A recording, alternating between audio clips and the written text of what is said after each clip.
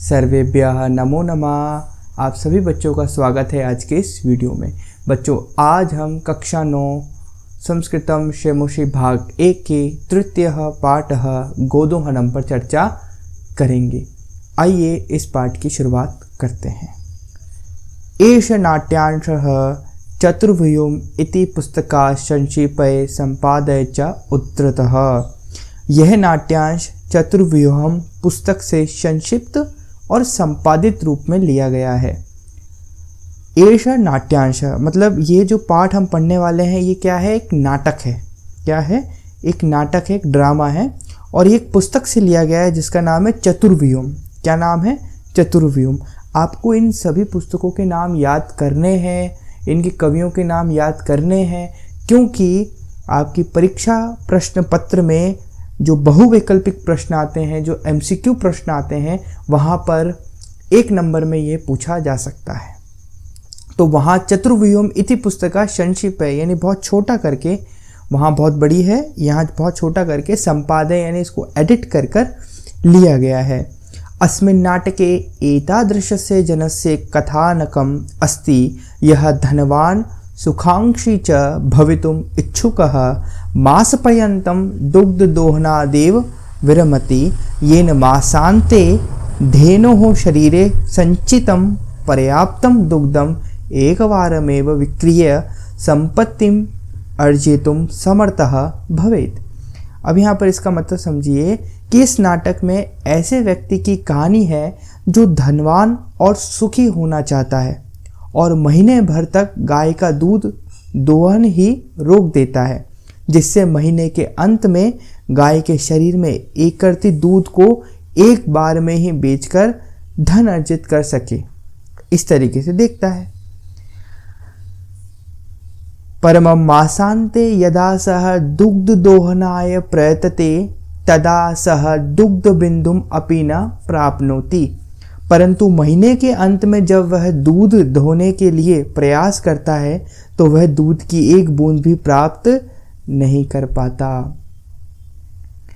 दुग्ध प्राप्ति स्थाने सह धेनुः प्रहारहि रक्तरंजितः भवति अवगच्छति च यत् दैनन्दिनं कार्यं यदि मासपर्यन्तं संगृह्य क्रियते तदा लाभस्य स्थाने हानिरेव भवति। मतलब परंतु महीने के अंत में जब वह दूध धोने के लिए प्रयास करता है तो वह दूध की एक बूंद भी प्राप्त नहीं कर पाता।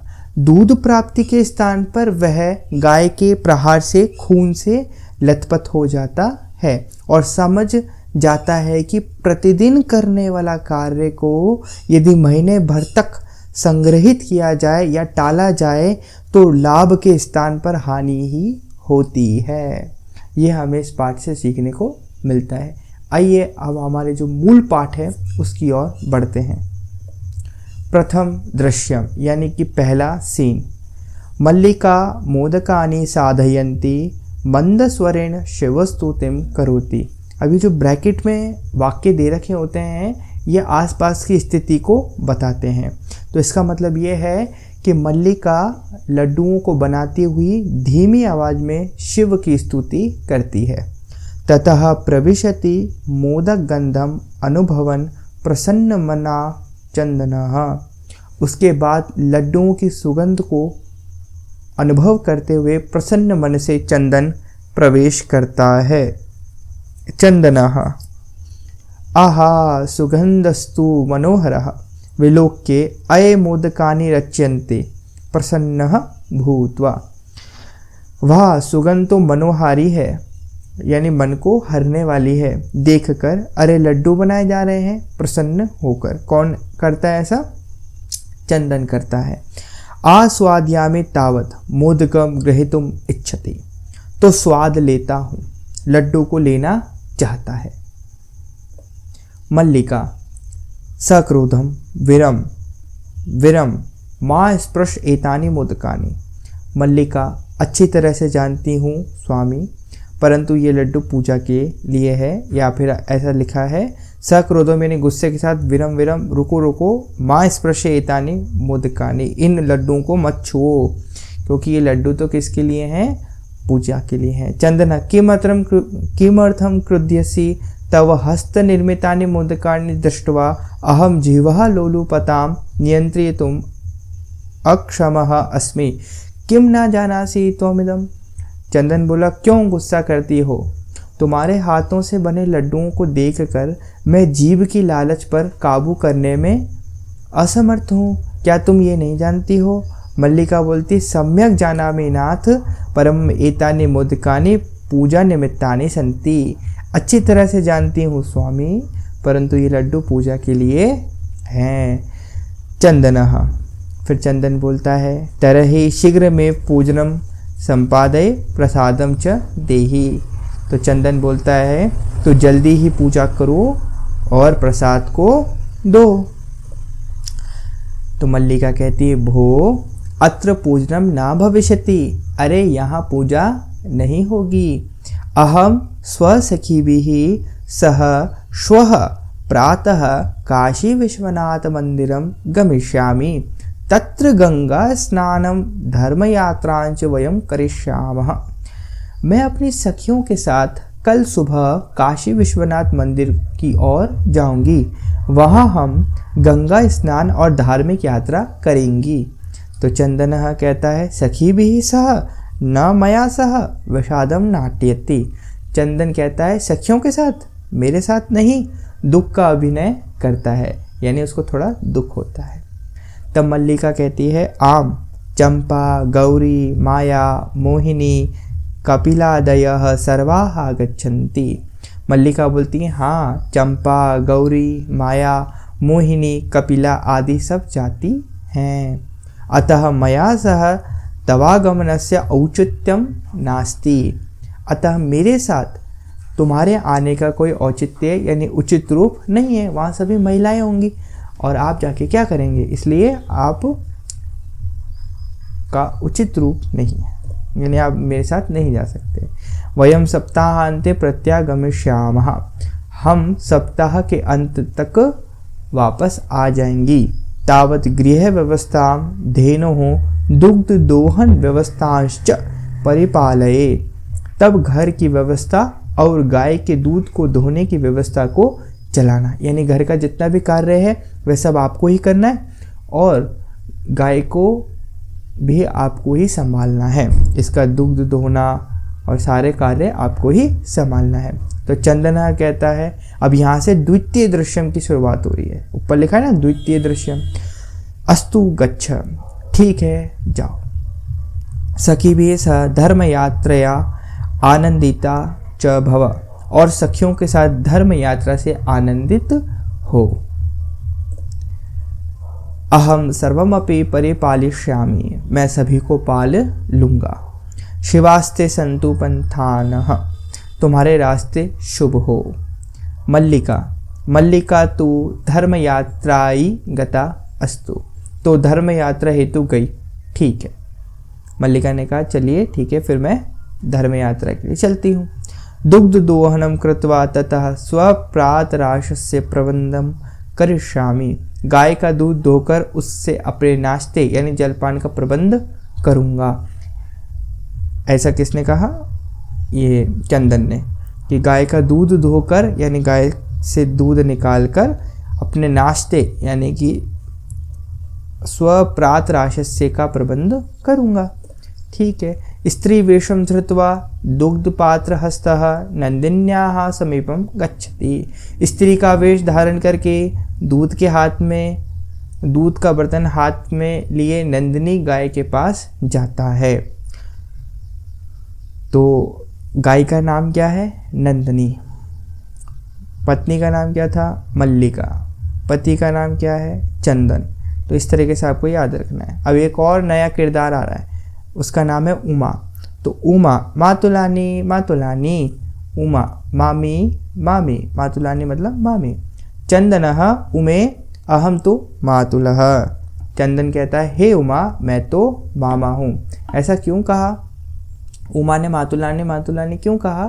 क्योंकि जो चंदन है उसने साड़ी पहन रखी थी, यानी जो मल्लिका है उसके जैसा वेश बनाकर वो नंदिनी के पास जा रहा था, ताकि नंदिनी को लगे कि चंदन नहीं वरन मल्लिका ही दुग्ध धोने आई है। तो चंदनः उमे अहम तो मातुलः तव मातुलानि तु गंगा स्नानार्थं काशीं गता अस्ति। हे उमा, मैं तो मामा हूँ, तुम्हारी मामी तो गंगा स्नान के लिए काशी गई है। कथय किम ते प्रियम करवाणी, कहो क्या तुम्हारा भला करूँ, यानी क्या काम है बताओ। तो उमा बोलती है, मातुल पितामह कथयति मासांतरम अस्मद्गृहे महोत्सव भविष्यति। उमा कहती है, मामा दादाजी कहते हैं महीने भर बाद हमारे घर में उत्सव होगा। तत्र 30 सेटकमितं दुग्धम अपेक्षते, तब 300 लीटर तक दूध चाहिए। ऐसा व्यवस्था भवद्भिः करणीया, यह व्यवस्था आपको ही करनी है। चंदनः प्रसन्न मनसा 30 सेटक परिमितम दुग्धम शोभनम। चंदन बोलता है प्रसन्न मन से 30 लीटर मात्रा में दूध, सुंदर दूध की व्यवस्था हो जाएगी ही, ऐसा दादाजी को तुम कह दो। दुग्ध व्यवस्था भविष्यति एव इति पितामहं प्रति त्वया वक्तव्यम। दूध की व्यवस्था हो जाएगी ही, ऐसा दादाजी को तुम कह दो। उमा ने कहा, धन्यवादः मातुल यामिदुना सा निर्गता, अर्थात धन्यवाद मामा, अब जाती हूँ। वह चली गई। अब यहाँ से तृतीय दृश्य शुरू होता है, तीसरा सीन शुरू होता है। चंदनः प्रसन्नो भूत्वा अंगुलिषु गणयन् अहो 30 सेटकम दुग्धम अनेन तु बहुधनम लप्स्ये। चंदन बोलता है प्रसन्न मन से 30 लीटर मात्रा में दूध, सुंदर दूध की व्यवस्था हो जाएगी, ऐसा दादाजी को तुम कह दो। मतलब प्रसन्नो भूत्वा यानी प्रसन्न का अंगुलिषु गणयन् यानी हाथों में अंगुलियों पर ऐसे से गिनता है। अहो 30 सेटक दुग्धम अनेन तु बहुधनम लप्स्ये। अरे भाई बहुत धन मिलेगा ऐसे तो है, 300 लीटर दूध है, इसको बेचकर तो मैं मालामाल हो जाऊंगा, धनवान हो जाऊंगा। नंदिनीं दृष्ट्वा भो नंदिनी तव कृपया तु अहम धनिकः भविष्यामि। नंदिनी को देखकर यानी गाय को देखकर, हे नंदिनी तुम्हारी कृपा से तो मैं धनी हो जाऊंगा, ऐसा वह विचार करता है। प्रसन्नः स धेनो बहु सेवां करोति, प्रसन्न होकर वह गाय की बहुत सेवा करता है। चंदनः, फिर चंदन कहता है चिंतयति यानी सोचता है, मासान्ते एव दुग्धस्य आवश्यकता भवति। चंदनः सोचता है मास यानी महीने के अंत में ही दूध की जरूरत है। यदि प्रतिदिनम दोहनम करोमि तर्हि दुग्धम सुरक्षितम न तिष्ठति। यदि हर रोज धोने का काम करता हूँ तो दूध सुरक्षित नहीं रहता है, ऐसा वह सोच रहा है, दिमाग में सोच रहा है। इदानीं किम कर्माणि, अब क्या करूं। भवतु नाम मासान्ते एव संपूर्णतया दुग्ध दोहनम करोमि। ठीक है, महीने के अंत में ही पूरी तरह से दूध को धोने का काम करता हूं या करूंगा। एव क्रमेण 7 दिनानि व्यतीतानि सप्ताहांते मल्लिका प्रत्यागच्छति। इस प्रकार कर्मानुसार 7 दिन बीत गए। सप्ताह के अंत में मल्लिका वापस आती है। मल्लिका प्रविश्य स्वामिन् प्रत्यागता अहम आस्वादय प्रसादम। मल्लिका बोलती है प्रवेश करके, स्वामी मैं वापस आ गई, प्रसाद को खाओ। चंदनः मोदकानि खादति वदति च। चंदन लड्डू को खाता है और बोलता है। चंदनः मल्लिके तव यात्रा तो सम्यक सफला जाता। मल्लिका तुम्हारी यात्रा तो ठीक प्रकार से सफल हो गई। काशी विश्वनाथ से कृपया प्रियम निवेदयामि। काशी विश्वनाथ की कृपा से प्रिय निवेदन करता हूँ। मल्लिका साश्चर्यम एवं आश्चर्य के साथ, ऐसा है धर्म यात्रा अतिरिक्तम प्रियतरम किम। धर्म यात्रा के अतिरिक्त अधिक प्रिय क्या है। तो चंदन कहता है ग्राम प्रमुख से गृह मासांते महोत्सव भविष्यति। गांव के प्रधान के घर में महीने के अंत में महोत्सव होगा, एक बड़ा उत्सव होगा। तत्र 30 सेटकमितं दुग्धम अस्माभिः दातव्यम अस्ति। वहाँ 300 लीटर दूध हमें देना है। मल्लिका किंतु एताव मात्रम दुग्धम कुतः प्राप्स्यामः। किंतु इतनी मात्रा में दूध हमें कहाँ से मिलेगा। किसने पूछा, मल्लिका ने। तब चंदन कहता है विचार है मल्लिके प्रतिदिनम दोहनम कृत्वा दुग्धम स्थापयामः चेत तत् सुरक्षितम न तिष्ठति। सोचो मल्लिका, हर रोज धो करके हम दूध को रखते हैं, यदि वह सुरक्षित ना रहे तो यानी अगर हर दिन हम दूध निकालें और उसको इकट्ठा करके रखें, हो सकता है कि 7 दिन बाद ये महीने के अंत में तक वे खराब हो जाए। अतएव दुग्ध दोहनम न क्रियते, इसलिए गाय का दोहन करें कार्य नहीं किया जा रहा है, इसलिए अभी रुक जाओ, अभी हम गाय का दूध नहीं निकालते हैं। उत्सव दिने एव समग्रम दुग्धम दोक्ष्यावः, उत्सव के दिन ही सारा दूध दोह लेंगे। मल्लिका कहती है स्वामिन त्वं तु चतुरतमः, हे स्वामी तुम तो बहुत चतुर हो। अत्युत्तम विचार है, बहुत सुंदर विचार है। ये तो बाद में पता चलेगा कि उत्तम विचार है कि अनुत्तम विचार है।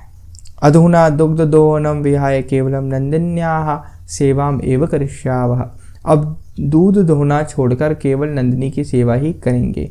अनेन अधिकाधिकम दुग्धम मासान्ते प्राप्स्यावः, इससे अधिक से अधिक दूध को महीने के अंत में प्राप्त करेंगे।